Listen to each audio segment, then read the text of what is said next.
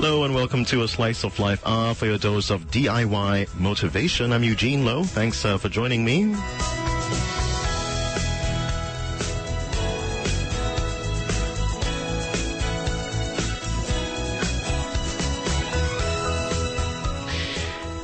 And you might have heard of the joke about the couple who were happily in love until they got married.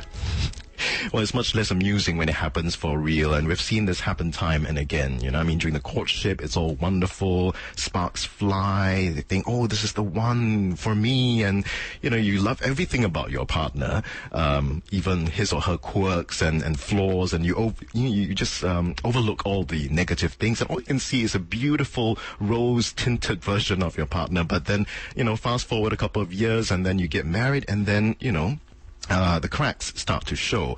And so today we're talking about, during the preparation of a wedding, couples normally focus on, having a grand, and increasingly these days, they want to be very unique as well, instead of planning for, the life together. And it can be said that they are victims of romantic novels and movies, this idealization of how love and marriage should be.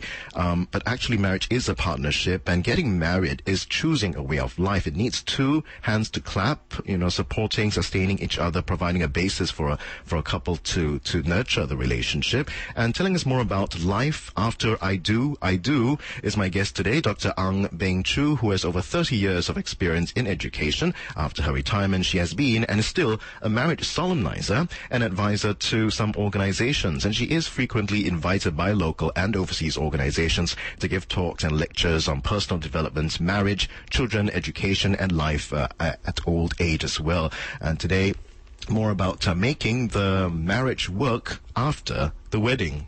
Hi, Dr. Ang. Welcome to 938 Live. Thank you, Eugene. Thanks for coming in today. Thank you. Yes. There is this concept that many young couples these days they want to have this very unique and very grand wedding, and so all their energy, all their resources, everything is channeled towards this big event, thinking that if there's a fantastic wedding, that the marriage will work. Or we often go into a marriage or relationship with our eyes closed. We think we just take it for granted that if I love you and you love me, that love conquers all, right? Yes. But it's love is sometimes not enough. Yeah? Agree. Yeah. So tell us first about this, your experience with this, the idea of having this very unique wedding and how that overshadows everything else. Yes, normally couples will do that. Yeah. Yes, they plan for the wedding rather more than planning for life after marriage. So I went to one marriage solemnization. So to my surprise, I met the couples at the gate of a club. So the groom is in a swimming trunk and bride in bikinis, holding one piece swimming suit in hand. That's for me. And they told me that they would like their solemnization in the pool. So they like me to change my costume. Oh gosh, did you? I didn't. Okay. So I had to think of a way to escape. Yeah. So they told me, they say because they knew each other in a swimming lesson, that's why they would like it to be there. And they spoke to me in Mandarin, and they say, we want to be 永浴爱河. 永浴爱河 means that they want to soak themselves in the pool of love forever. In love forever. Right. So I saw the table floating in the swimming pool. So I told them, no, you can't do that because all the documents may get wet. So they asked me what to do. So I told them, don't worry, we can do it at the poolside. And after that, after the solemnization, I will push both of you into the pool. So you will have the love forever in the pool. And luckily they agreed to it. And then I saved myself from wearing a costume to do solemnization. Right. Of course, there's an amusing story, but then it illustrates, how people tend to really focus on the wedding itself, and not really planning for life together. Because, loving someone and or being in love with someone is very different from, actually living together. Correct. Because normally, the bride and the groom, they are from different backgrounds, and they have their own habits and hobby. So to live under one roof needs time and effort to readjust and compromise. And it is not an easy task. No wonder the law stipulates that a person could only get married at 21 years old, but should go for army, should go for NS when you are 18. Yeah. You see, it is easier to handle enemies than a spouse. Right. Okay. Yeah. So I was thinking that, actually after marriage, a couple is just like a pair of chopsticks, which cannot function without mutual support and cooperation. If both parties could not perform well, they will face a lot of problems.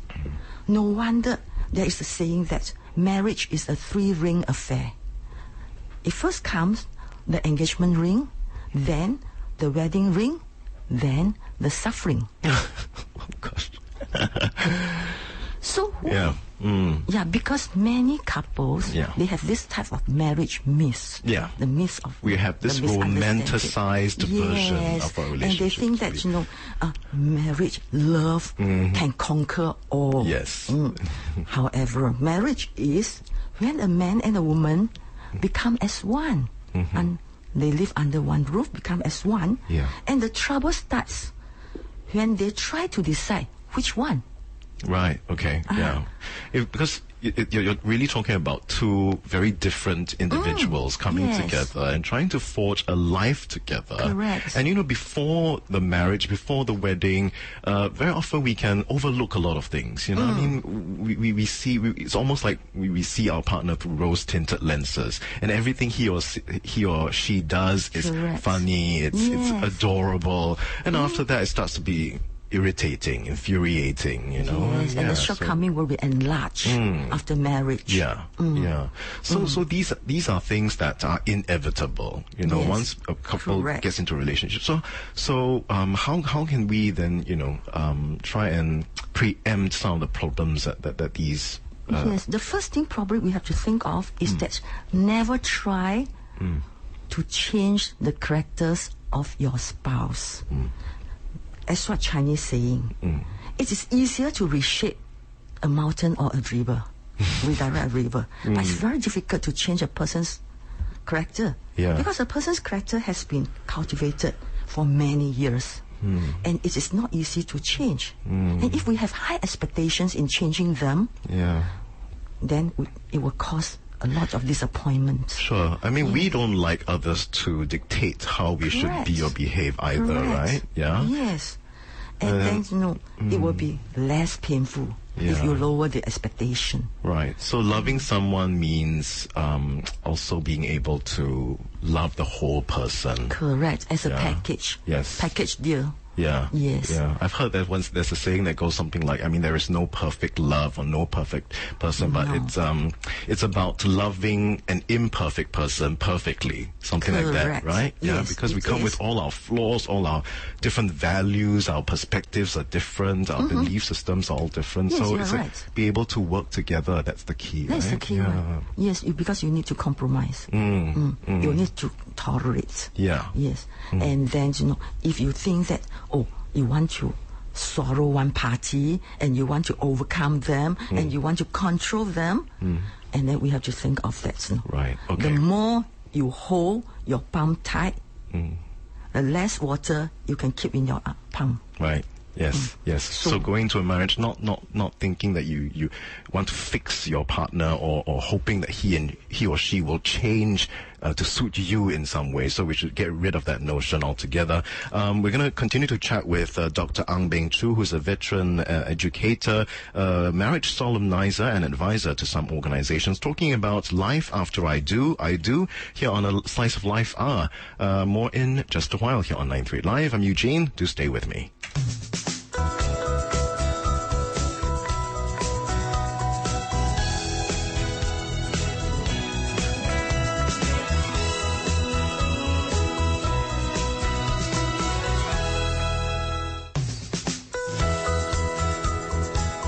We're talking about life after I do, making the marriage work even after the wedding. We talked earlier about how many couples make the mistake of just, going into a marriage,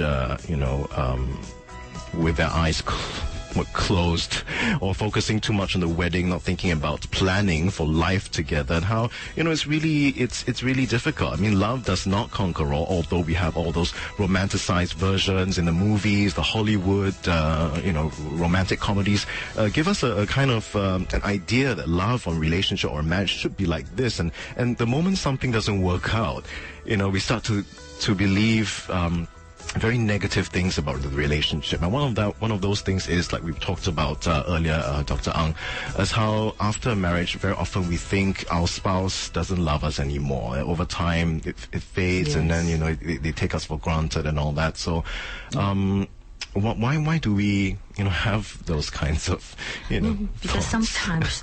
sometimes before marriage, our spouse always did something for Yes, us. correct. But after courtship, that, no right? more. Yeah. Yes. So we thought that the love has changed, Yeah. but actually the love is still the same.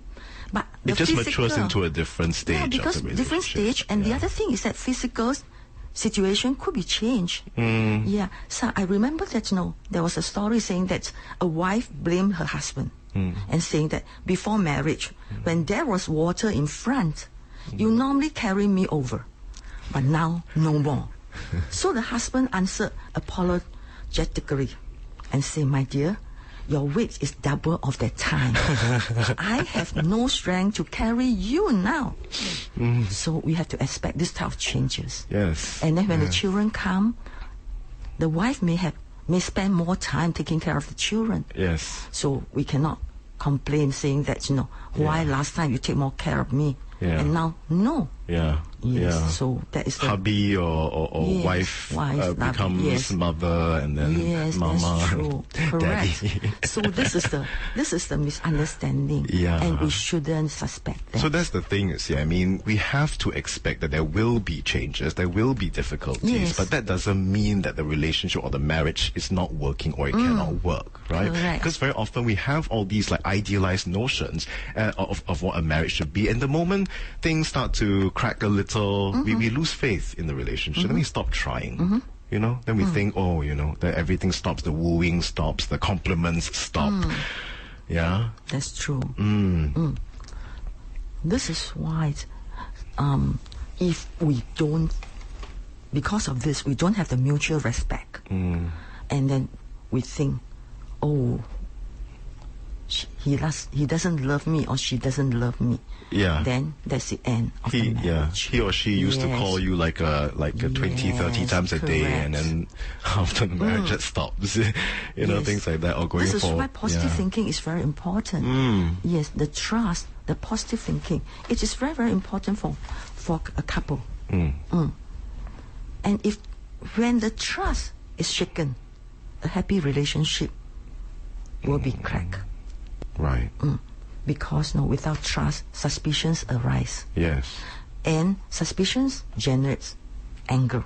Yes. Anger causes enmity. And enmity may result in separation. Yes. Yeah. That's why, I mean, sometimes it's the suspicions that cause the strains Correct. in the relationship. Yes. Not that there is anything really happening. Yes. Yeah, and then when there's enmity as well, and there's Correct. aggression, hostility, then you lose that affection for that person, Correct. and then sometimes it doesn't work out. Maybe, even physically you may feel the distance, because once you've seen this person really very angry or lashing out at you, sometimes for some people it's very difficult for them to get over that psychological barrier and to Correct. to be intimate Yes. with that person. This is why, actually a couple is just like a two-head bird, which has a common body. There's a family. Yeah. So if one head suspect the other one Yeah. and do something, although the other head have good intention, Yeah. and if you suspect the other head is doing something to harm you, Yeah. and not sharing good things with you, and you will feel very upset, Yeah. and you will do something. Yeah. At last, both will be hurt. Correct. Yeah, and Yeah. suffer.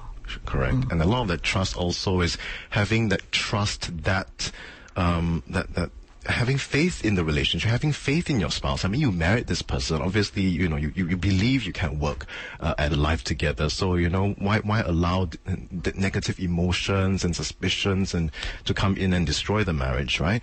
We're chatting today with veteran educator, marriage solemnizer, and advisor to some organizations, Dr. Ang Beng Choo, talking about life after I do. We're going for the news very soon, but do stay with us here on 938 Live. More with Dr. Ang in about 15 minutes.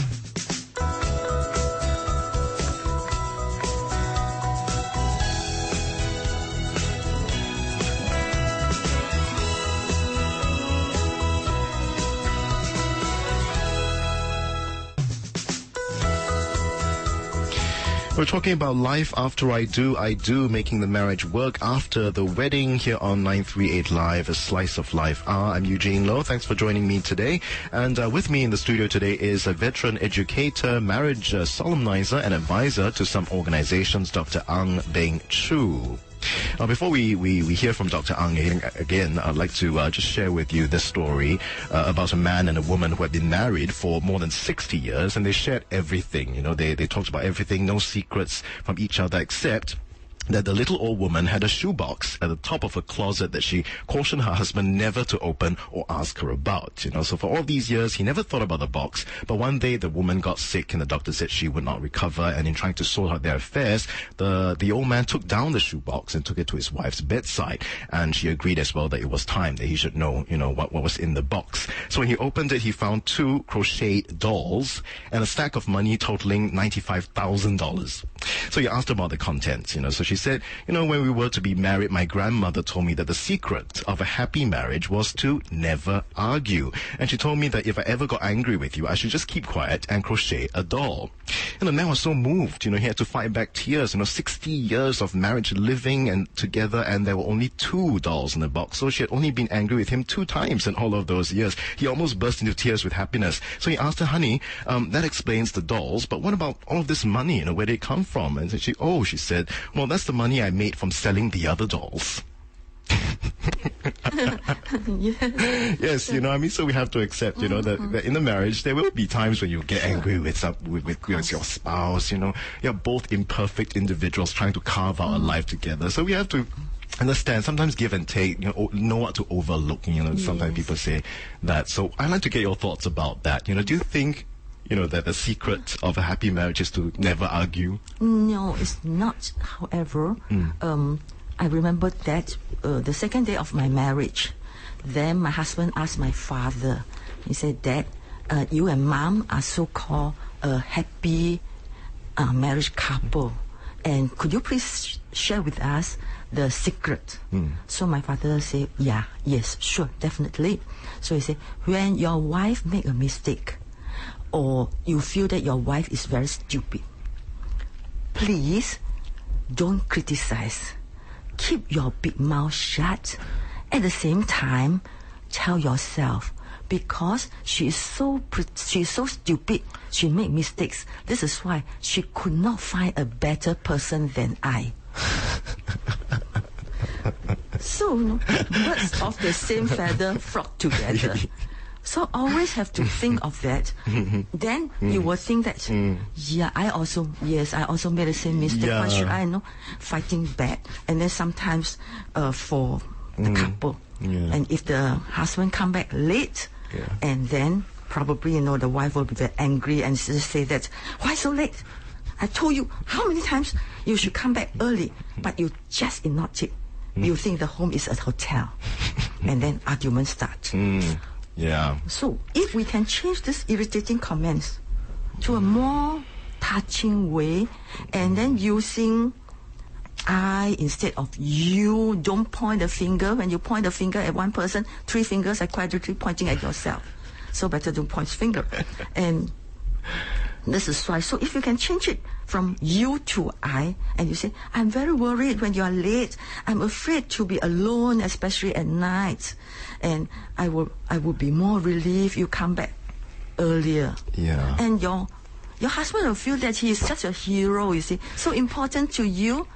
And then, of course, he will think that, the home is not so bad. Might as well come back earlier. Yeah. And then you win your battle. Yeah. Because when you step backward, Exactly. it is just like you are doing the planting in the paddy field. Yeah. So stepping backward doesn't mean that you are Correct. losing, but Yes. you are completing your task. Exactly. Yes, yeah. this is Very why. often we forget that, right? I mean, we are not. Yes. It's not a debate.